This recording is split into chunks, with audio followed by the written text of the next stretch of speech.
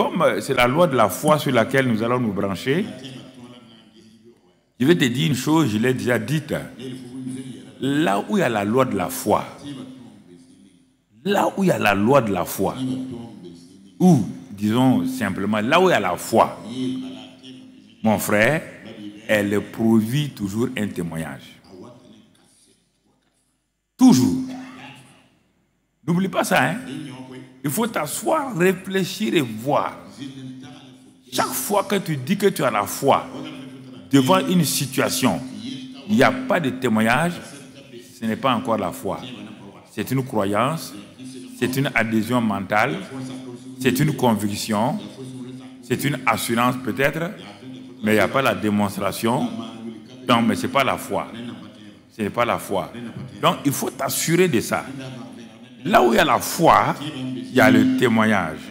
On l'a vu les jours passés, que pour l'avoir possédé, les anciens, à partir de Abel là jusqu'à Jean-Baptiste, ils ont montré un témoignage favorable. Ils ont montré un témoignage favorable. Donc, mon frère, ma soeur, je dois m'attacher à ça.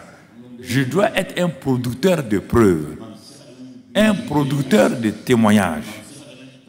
Je suis devenu chrétien pour produire des preuves dans ma vie personnelle d'abord.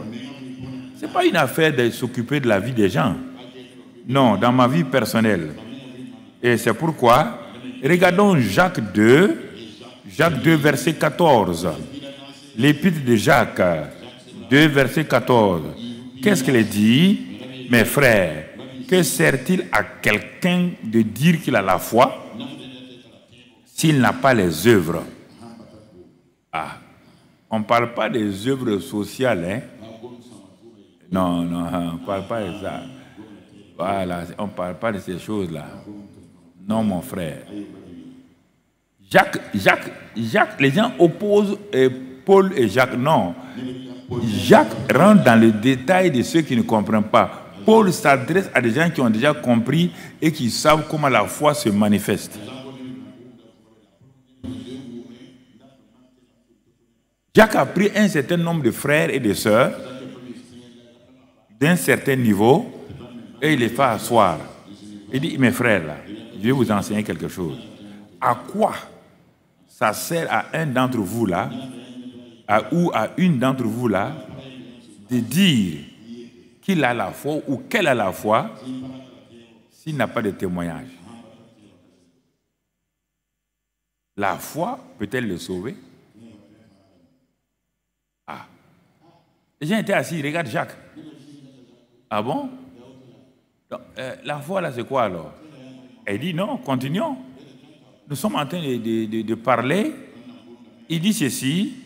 Il dit par exemple, si un frère ou une sœur sont nus et manquent de la nourriture de chaque jour,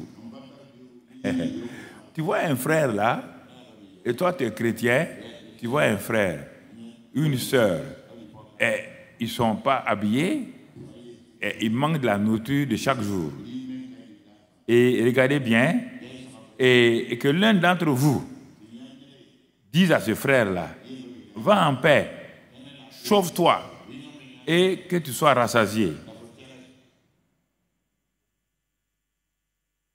Et que vous ne leur donnez rien. Ce qui est nécessaire au corps.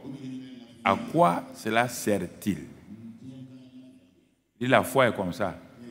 Dire que j'ai la foi et je vois un frère, je vois une sœur qui n'a pas mangé, qui est nue, qui n'a pas d'habit pour venir à l'église. Je viens à l'église, une sœur, mes armoires sont remplies d'habits, de chaussures. Je vois cette sœur-là, elle est habillée de la même manière depuis 2 ou 3 semaines. Et je dis, ah Seigneur, mon frère, ma sœur, que Dieu te bénisse. Dieu dit qu'il n'écoute pas ça là. Ça n'a aucun sens chez lui. Aucun sens. Aucun sens. Aucun. Aucun sens. Vous entendez, sœur? Vos armoires sont remplies, vos chaussures, de chaussures, de tout. Et vous voyez des sœurs qui sont là, vous les voyez habillées de la même manière. Non. Vous ne donnez pas. C'est entassé. Vous faites quoi avec ça? Des chaussures entassées, vous faites quoi avec ça? À la maison, vos enfants ont grandi, les petits vélos que vous avez achetés là, alors que la voisine là, ses enfants ont besoin d'aller à l'école à 5-6 km. En ce temps, vos petits vélos là sont dans la cour là jetés. À quoi ça sert d'être chrétien et dire que Dieu, ma soeur, que Dieu te bénisse? Dieu dit, lui, il ne comprend pas ça. Vous voyez la vie chrétienne là, il y a plein de choses comme cela que les gens négligent. Après, dire alléluia, gloire à Dieu. Il n'y a pas d'alléluia, gloire à Dieu. La vie chrétienne est complète. Donc tu vois, et il continue. Et il est dit, il en est ainsi de la foi. Si elle n'a pas les œuvres, elle est morte en elle-même. La foi, elle est morte. Jusqu'à présent, on n'a pas mis l'accent sur ça quand on parle de la foi pendant toutes ces années-là. Le temps n'était pas arrivé chez Dieu pour qu'on parle de ça. Il dit que ta foi est morte.